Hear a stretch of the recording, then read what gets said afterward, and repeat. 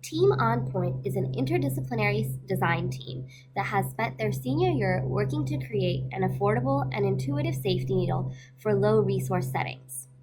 Our team members include Ali Porter, Anita Alem, Anusha Motru, Emily Johnson, Renata Wetterman, and Roy Sun.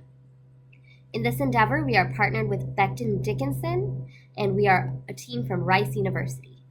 Our team aims to develop a methodology and technology to prevent needle and syringe reuse and reduce the incidence of needle stick injuries.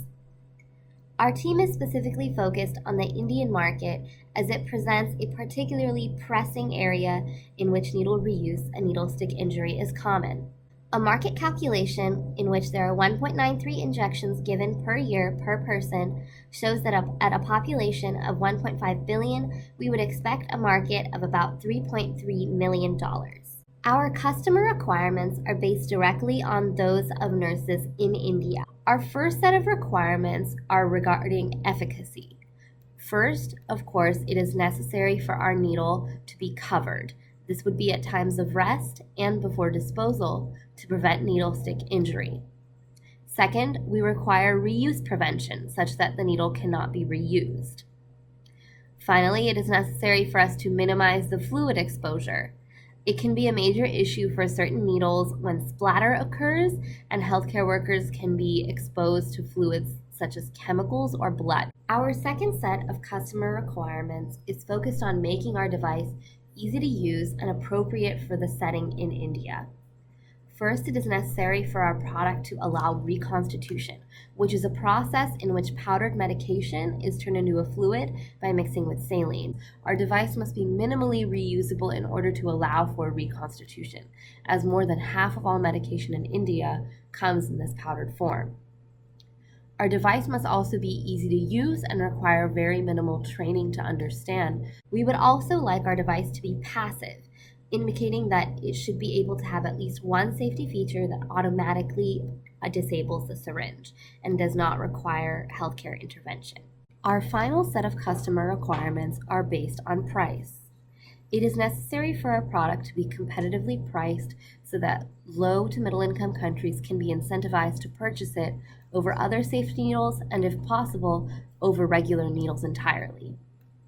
Finally, it is necessary for our device to be separable, as in low to middle income countries, the healthcare workers will dispose of sharps separately from the rest of the biohazard, as the cost of disposing of sharps is more expensive by volume. Our final design consists of a trifold design. The bipositional shield acts in preventing needle stick injury, as it can be closed during rest and disposal to prevent accidental needle stick. The lip extrusion and the snap disposal work in tandem to prevent reuse. First, the lip extrusion causes the plunger head to be automatically stuck inside the syringe body when complete depression of the plunger occurs. This is essentially an invisible internal lip that traps the plunger head. This compromises the seal and prevents reuse of the plunger and the syringe body. Finally, our device incorporates a snap disposal system. In this method, the healthcare worker is able to separate the sharp from the syringe body, allowing for separable disposal, but also allowing for the device to be irreparably damaged. This can be done via a specialized sharps box that we have, or by hand. This snap disposal causes irreparable damage to the needle site and the syringe body to prevent reuse on both ends. First, the user must uncover the needle by displacing the bipositional shield. At this time, the user can withdraw medicine. Now the user can inject the patient, being sure to fully depress the needle. If the user attempts to reuse the syringe, the rubber stopper will become stuck and the seal between the plastic and the rubber head is broken. The user can dispose of the needle in two different ways. First, hand disposal. Second, via sharps attachment.